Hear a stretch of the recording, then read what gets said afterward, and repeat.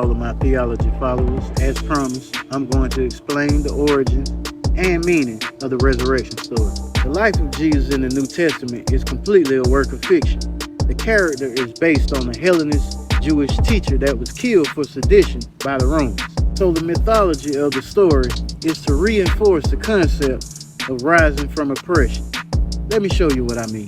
Let's dive into the book of Hosea, chapter 6, verse 2, where it says, "After 2 days he will revive us, and on the third day he will raise us up so we may live in his presence." So anyone with any reading comprehension knows that this is referring to God raising Israel up as a nation. See, you can't get caught up in taking the figurative language literally. And the Christian church loves to use allegorical wording and parabolic speech for Jesus' prophecies.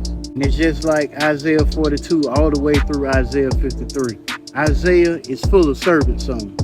But the servant used in the figurative sense in Isaiah is Israel again, being raised up and liberated above all other nations. Now when we get to the New Testament, the character of Jesus represents Israel, as Israel are a chosen people because they raise the dead in sin and bring light to the world. Israel is mocked and no one hearkens unto their word. They were oppressed and crucified by the other nations, as Hosea says. They will be raised up on the third day.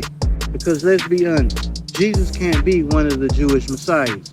He led no army, had no earthly kingship, and had no human father. So no matter how you try to make this story historical and realistic, the resurrection, feeding 100 people with 2 fish and raising the dead just made it obvious that it was fiction. I mean, the same type of mythology and miracles are performed in the Tanakh in 2 Kings by Elisha, who feeds 100 men with 20 loaves of barley. These tales and miracles and healings does not indicate that anyone is God or the Messiah. Like I've shown you all before, you can go into the book of Zechariah and see where they got the Joshua and Joseph connection. And compare Luke and Matthew and see how they made up Jesus' infancy narrative. The New Testament conflates these 4 non-agreeable stories and conflate all of the contrary details until you think you have a historical event. Well, you don't, because I challenge anyone to go read the 4 Gospels in detail and compare them.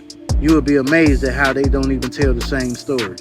The events at Jesus' tomb are different. The Magi doesn't visit Jesus in one Gospel, Herod doesn't try to kill the infants, and Jesus doesn't have to hide in Egypt in the other. But I know it's hard to accept that you've been lied to all your lives. But it's a reality we all had to